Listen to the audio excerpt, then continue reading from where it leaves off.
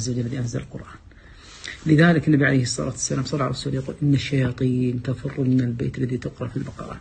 صارت أمور أنا لو أقولها يمكن ما تصدقوا، لا تظنوا أني أنا أسوي رقية شرعية ولا كذا، أنا أعلمكم الطريقة الصحيحة للرقية الشرعية. ألقوا أنفسكم بأنفسكم، لا تجيبون واحد يقرأ على البيت، لقيت السحر، لقيت عمل خدامة مسوين كذا، البقرة باستمرار. لو الحين هذا اللي لقيت الدم عند الباب، تاخذ معي هي تقرأ على الفاتحة 7 مرات 5 مرات، يعني وتر مع المعوذات مع آية الكرسي، تنفذ الماء وتصب على الدم هذا، وإن الله سيبطره، إن الله سيبطره. تعتقد بالآية هذه إن الله سيبطره، الله سيبطل هذا العمل، ولا يفلح الساحر حيث أتى. الله معنا، الله ما يكفينا، فتوكل على الله ولا تخافون، الأمور طيبة. لقيت دم، هذه رسالتي لك الآن. ثاني تقول لقيت سحر حاطين بسطح الحمام، ولا سطح الحمام، قلت على سطح كذا حاطين على الديكور مال الحمام.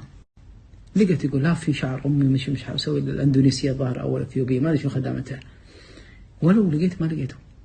طيب الحين أنا لقيت الشيء المربوط أنا قلت لكم وبقول لك بعد اللقاءات الجاية، أفك العقد برا، ومع كل عقدة أفكها أقرأ الفاتحة وآية الكرسي، وبالذات ومن شر النفاثات في العقد، هم عقود السحر، وأنا أنفث عليها، أقول من شر النفاثات في العقد اللي عقدوها أنا أنفث عليهم المعوذات، وبس.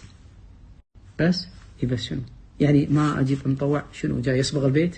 لا، يعني فرمة البيت راح أسوي مطوع، بقرأ قرآن، أقرأ قرآن أنت، بس أنا شنو أنت؟ ما عندش إلهنا مو واحد، الله تعالى مو ناصر عباده، الله ولي الذين آمنوا، الله ولي الذين آمنوا. ومن الإيمان، من كمال الإيمان أن نعتقد أن الله هو النافع، هو الضار، بيده أن يكشف الأمور كلها وينصر عباده ويؤيدنا.